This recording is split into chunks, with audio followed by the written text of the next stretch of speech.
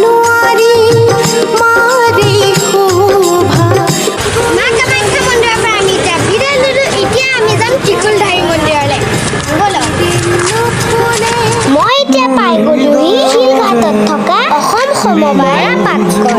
সমবায় পদ্ধতিত এইটো হৈছে চলি থকা ভাৰতৰ একমাত্ৰ কল।